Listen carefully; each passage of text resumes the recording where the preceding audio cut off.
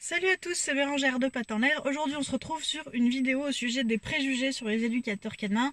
Le format va un peu changer par rapport à d'habitude parce que j'ai décidé de filmer cette vidéo un peu tout au long de la journée avec nous, justement pour parler du métier d'éducateur canin. Donc, on commence la journée, il est 9h. Je sors de la douche, je viens de poser Jérémy en cours parce qu'en fait, je m'occupe de tout ce qui est internet et Jérémy lui s'occupe des rendez-vous en physique et je suis obligée de l'amener parce que après l'accident de camping-car en juin, on a eu un accident de voiture début décembre, donc on a eu la gentillesse, merci Christine si vous passez par là, de nous prêter une voiture depuis mi-décembre. Seulement, elle est trop puissante pour être conduite par un jeune permis, ce qui est le cas de Jérémy. L'assurance de notre cliente n'accepte pas qu'un jeune permis la conduise. C'est une grosse Volvo qui change bien de la Clio, une voiture bien puissante, bien agréable à conduire, mais du coup, je suis la seule à pouvoir la conduire, donc je l'amène au rendez-vous. Donc j'emmène toujours les filles.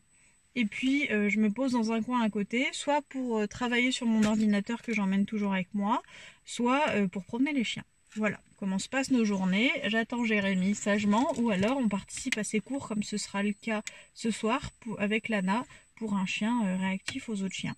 C'est Lana qui aide dans ces cas-là. Donc on est sur un parking et puis je vais commencer tout de suite cette vidéo au sujet des préjugés avec le premier préjugé qui m'a fait mourir de rire quand je l'ai lu, qui a été posté par Clémentine, qui est une collègue qui exerce en Vendée chez Osmose, coucou, qui est les éducateurs canins, c'est pas un vrai métier, ils passent leur temps à caresser des chiens.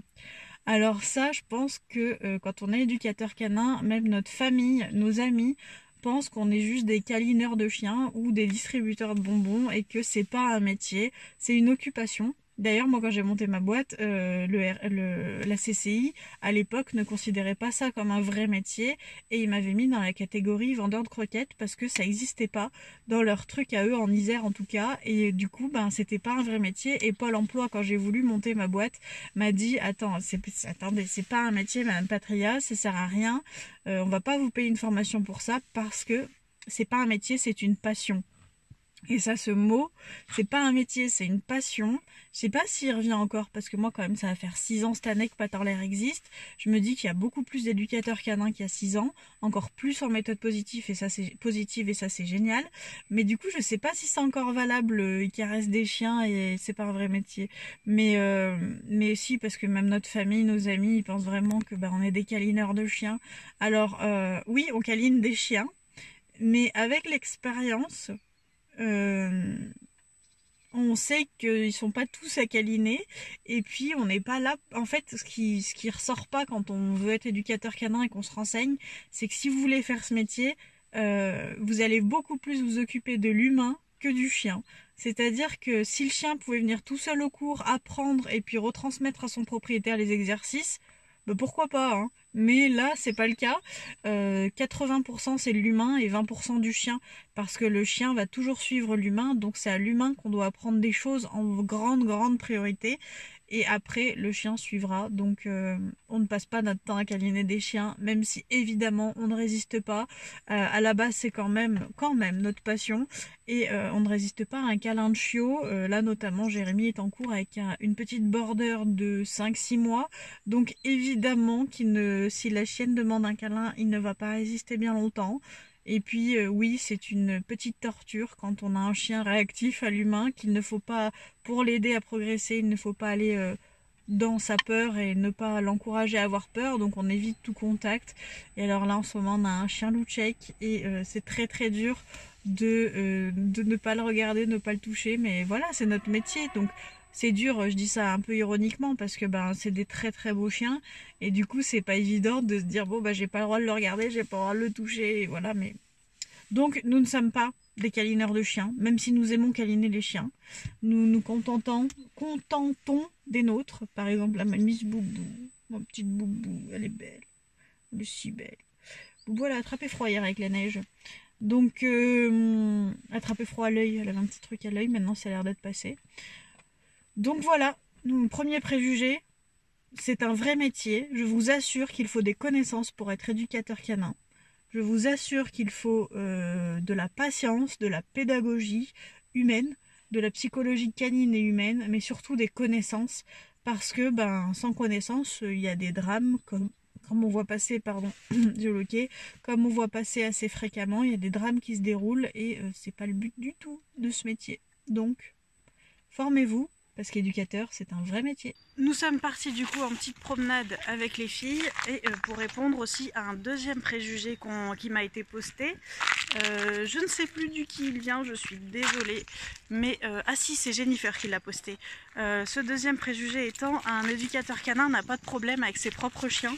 Enfin, j'aimerais tellement, je vous assure, j'aimerais tellement. En fait, déjà, on les voit encore plus parce que c'est notre métier, déjà. Ce qui est dur, en général quand même, les éducateurs canins, quand on a commencé, c'est qu'on a eu soi-même un souci avec son chien.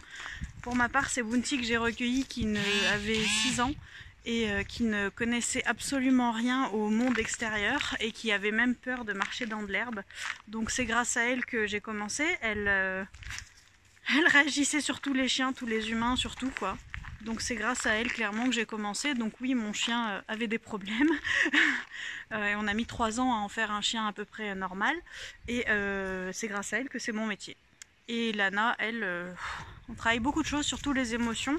Mais ce qui n'est pas évident, surtout avec ce métier, et qui n'est pas une idée reçue, c'est que les chiens pour lesquels on a le moins de temps, c'est les nôtres en fait. C'est les nôtres parce que on s'occupe des vôtres. Et du coup, quand on a un souci avec le nôtre, on sait le faire, mais c'est nos chiens pour lesquels on a le moins de temps. Donc ça par contre c'est une idée vraie. et voilà, donc oui, les éducateurs peuvent avoir des problèmes avec leurs chiens. Ils peuvent même faire appel à des collègues pour les aider. Parce que nous, quand c'est notre chien, on a les sentiments qui rentrent en plus en compte. Donc on n'est pas impartial et on est comme tout le monde, on peut très bien se tromper. Et du coup, ça m'est déjà arrivé pour Bounty de faire appel à l'avis d'un collègue. Et ça s'est très bien passé. Attendez, je m'entortille avec les laisses parce que elles marchent bien en laisse. Par contre, ça, j'ai pas le problème. Elles sont toutes les deux sur la même main. J'ai pas de soucis. Elles promènent très très bien. Voilà, les filles. Elles promènent très très bien ensemble. J'ai absolument pas de soucis avec elles. Et puis voilà. Mais en ce moment, non, ça va. Niveau problème de chien. Mais après, c'est encore pire parce que c'est un peu, je pense, comme les parents d'enfants qui sont profs ou psychologues ou des métiers comme ça. Qui travaillent un peu dans la santé, dans l'éducation, tout ça, on voit les trucs en premier, on a les solutions, mais on a moins le temps de le faire, mais on le fait quand même, hein, évidemment. Mais un éducateur canin a des problèmes avec son propre chien. Voilà, deuxième préjugé. On se retrouve du coup dans la voiture pour le troisième préjugé. Je vous ai dit, ma voiture c'est mon bureau, donc je prends mon ordinateur et puis je réponds à votre troisième préjugé qui est, là je n'ai plus le nom, c'est arrivé sur Instagram et je n'arrive plus à retrouver le nom de la personne qui me l'a posté, qui est un éducateur pour finir pour gagner plus d'argent va te mettre le maximum de cours. C'est-à-dire qu'il va faire traîner l'apprentissage en longueur pour pouvoir te facturer plus longtemps. Je dirais que c'est à moitié un préjugé. Parce que chez Pattes en l'air, j'ai toujours dit que si un bilan... Parce que nous, le bilan comportemental, je vous laisserai en barre d'information l'article sur le bilan comportemental si jamais vous ne savez pas de quoi je parle. Mais le bilan comportemental, c'est le premier rendez-vous que vous prenez avec un éducateur canin pour faire justement le bilan de ce qui se passe. Et lors de ce bilan, chez Pattes en l'air, nous, on donne déjà des exercices qui amènent à l'amélioration de la situation. Par exemple, si vous avez un chien qui peut pas rester tout seul, Jérémy va venir et va faire le bilan, voir d'où ça vient et après va vous donner déjà les premiers exercices pour vous aider. Ce qui fait que vous pouvez déjà évoluer tout seul en fait. Je sais que certains collègues par contre préfèrent prendre des notes à ce bilan, prendre toutes les informations, réfléchir une fois à rentrer chez eux et avoir un deuxième rendez-vous pour mettre en place les solutions. Et je sais que c'est une grande partie quand même des éducateurs canins qui travaillent comme ça parce que, en tout cas il y a 6 ans quand j'ai créé ma boîte, ça avait l'air de surprendre beaucoup de personnes que moi je donne les conseils au premier.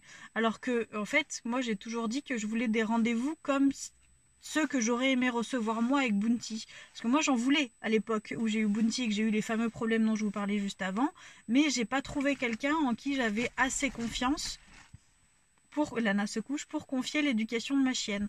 Donc j'ai créé des cours, quand j'ai monté Pattes en l'air, qui ressemblent à ce que moi j'aurais voulu recevoir.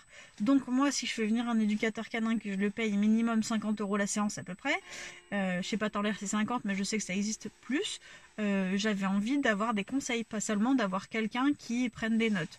Donc, et du coup, pour avoir les conseils, ça aurait coûté 100 € et non plus que 50, parce que fallait qu'ils reviennent. Donc, je sais que sur le bilan, c'est pas forcément une idée reçue pour certaines personnes, c'est pas un jugement. Je comprends très bien aussi qu'on a envie de se poser chez soi, de réfléchir à tête reposée, et puis de donner toutes les conseils au deuxième.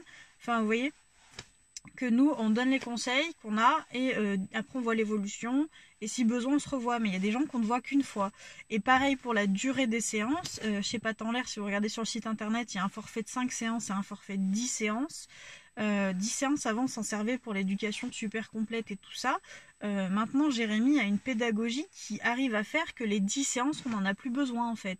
On a des clients qui prennent le forfait de 5 séances, on fait les 5 séances, des fois peut-être ils en rajoutent une ou deux et encore ça arrive quand même très très peu, mais en majorité avec un forfait de 5 séances, Jérémy arrive à faire ce que moi je faisais en un peu plus, alors que moi j'étais pas là à tarifer parce que une fois que le forfait est payé, il est payé, enfin j'ai pas, voilà, mais Jérémy lui arrive à faire les choses, il a une autre pédagogie que moi qui fait que je sais pas, l'apprentissage coule tout seul, c'est complètement génial ce qu'il fait, et du coup en 5 séances il a des chiens bien éduqués, et après c'est pas adapté à tout le monde, il faut aussi que le propriétaire du chien soit assez réceptif pour accueillir 5 séances et pas 8, 9 ou 10, et qui travaille assez entre les séances pour que le chien progresse. Donc c'est vrai qu'il a 5 séances en majorité et que les cours sont un peu plus espacés que ce que moi je pouvais faire par exemple à l'époque. Voilà, donc ça doit exister, donc je dirais que c'est à moitié une idée reçue que un éducateur va traîner dans la longueur pour vous facturer plus. Chez nous c'est pas le cas, chez les collègues amis que j'ai c'est pas le cas non plus, mais je pense vraiment que ça doit exister, parce qu'il y a une idée aussi reçue sur ce métier, c'est que c'est un métier pour faire de l'argent. Si vous faites ce métier pour être riche, changez d'idée, parce que c'est vraiment pas la peine. Donc je pense que ceux qui sont arrivés dans ce métier pour simplement faire de l'argent, évidemment qu'ils vont vous facturer plus pour arriver à leur but qui est de faire de l'argent. Quand le but, comme nous, est d'aider votre chien, de vous aider vous et de vous rendre autonome dans l'apprentissage, au plus vite on a fini, au plus vite l'histoire sera entre guillemets réglée, au plus vite, plus on finit, mieux on vous a aidé en fait. Donc après on fait pas une course de vitesse, mais c'est vrai que notre but c'est que vous soyez autonome avec votre chien et que vous n'ayez pas toute votre vie besoin d'un éducateur canin. Après on reste là si besoin, pour des cours ponctuels si besoin, ou des questions par mail ou par téléphone, mais voilà. On veut vous rendre autonome le plus rapidement possible. Donc voilà pour ce préjugé, je crois, numéro 3, peut-être. Elle est belle, Lana, hein. Elle est trop mignonne cette chienne. Bref, à plus tard, je vais travailler un petit peu. Donc nous voilà maintenant en fin de journée, on est à Grenoble pour le dernier cours de la journée au centre Canemotion. Si vous ne connaissez pas, c'est un centre canin qui est très bien, donc je vous laisserai les coordonnées en barre d'infos si vous ne connaissez pas. Comme je vous l'ai dit, c'est à Grenoble. On est avec ma soeur, exceptionnellement. Fais coucou. Avec Lana, du coup Lana va nous aider dans le cours de ce soir pour une petite chihuahua qui est réactive sur les congénères. Et la dernière idée reçue que je voulais aborder avec vous dans cette vidéo, c'est bien utiliser un collier étrangleur Torquatus électrique ne fait pas mal. C'est une idée complètement reçue qui m'exaspère, parce que même avec un harnais comme portent mes chiennes, vous pouvez faire mal à un chien. Vous pouvez faire mal avec tous les outils, par contre on ne peut pas faire du bien avec un collier étrangleur, sinon pourquoi en mettre un? Si notre but c'est de faire du bien à notre chien, je vois pas du tout pourquoi on utiliserait un outil qui est fait à la base quand même pour étrangler.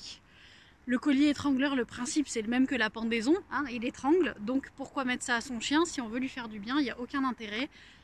De même que l'électrique, il n'y a absolument aucun intérêt à mettre un électrique à son chien si on veut l'éduquer en méthode positive, si on veut ne pas le traumatiser. Donc évidemment, vous pouvez faire mal avec tous les objets, mais pour moi, on ne peut pas faire du bien avec tous les objets éducatifs. Donc à vous de voir, à vous de prendre votre décision. Mais bien ou mal utilisé, un étrangleur, ça étrangle. Un torquatus, ça a des pics qui s'enfoncent dans la peau du chien ou qui fait pression, et un électrique, ça électrifie. Voilà, c'est d'où leur nom. Donc voilà. Et il y a une autre idée reçue aussi qui est fausse au sujet des équipements du chien, c'est à propos du harnais. Un harnais n'est pas fait pour que le chien tire. Quand on apprend la marche en laisse à un chien, on peut leur mettre un harnais, il y a même des harnais anti-traction, mais quand on leur apprend la marche en laisse, le chien ne tire pas, même avec un harnais. Voilà pour ces quelques idées reçues, j'espère que ça vous aura plu. On a changé de format de vidéo, j'ai filmé avec mon téléphone à la place de la caméra. Si ça vous choque niveau qualité, n'hésitez pas à me le dire, mais je trouve ça en effet plus pratique avec le téléphone. Comme ça je pense plus souvent à filmer et je peux mieux filmer, quoi. C'est plus pratique pour moi au cours de ma journée. Donc dites-moi ce que vous pensez de tout ça, les idées reçues que vous avez vous aussi, comme ça je pourrais faire une deuxième édition de cette vidéo, et je vous dis à très vite dans une prochaine. Salut!